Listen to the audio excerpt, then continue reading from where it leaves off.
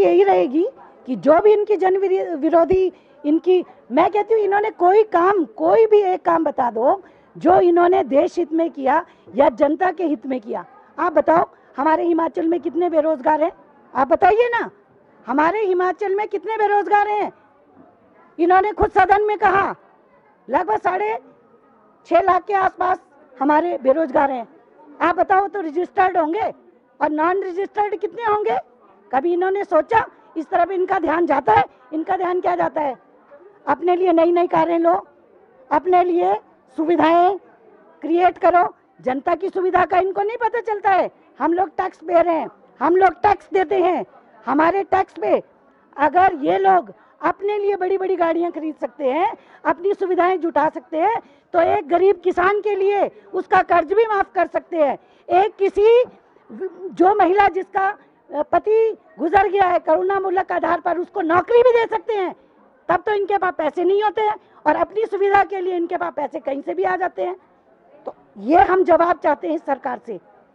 आज आप घेराव करने जा रहे हैं, मुद्दों को हम महिलाओं के मुद्दों को उठाने वाले और क्या बिंदु हम सरकार के सामने? मैं आपको एक बात बताना चाहती हूँ, चाहे बेरोजगारी है चाहे महंगाई है, सबसे ज्यादा मार किस पे पड़ती है? महिलाओं से तो कोई भी मुद्दा अछूता नहीं रहता, सीधी सी बात है।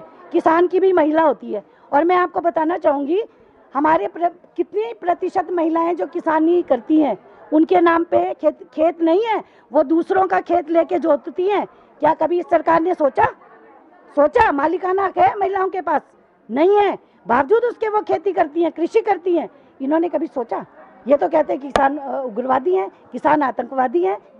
तो ये मुद्दे क्या छोटे मुद्दे हैं? तो महिलाएं जो हिमाचल में ही देख लो, आप हिमाचल में देख लो, महिलाओं के साथ क्या अच्छा व्यवहार हो रहा है। और इस सरकार को महंगाई की मार आप देखिए।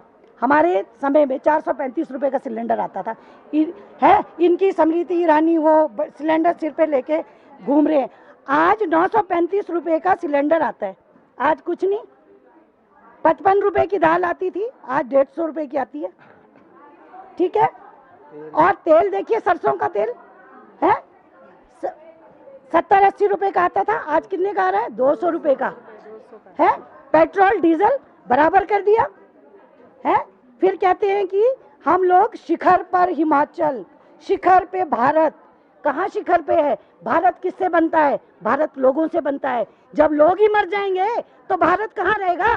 भारत हम लोगों से बनता है, किसान से बनता है, जवान से बनता है, महिलाओं से बनता है। तो इस सरकार को इन वर्गों की तरफ ध्यान देने की जरूरत है।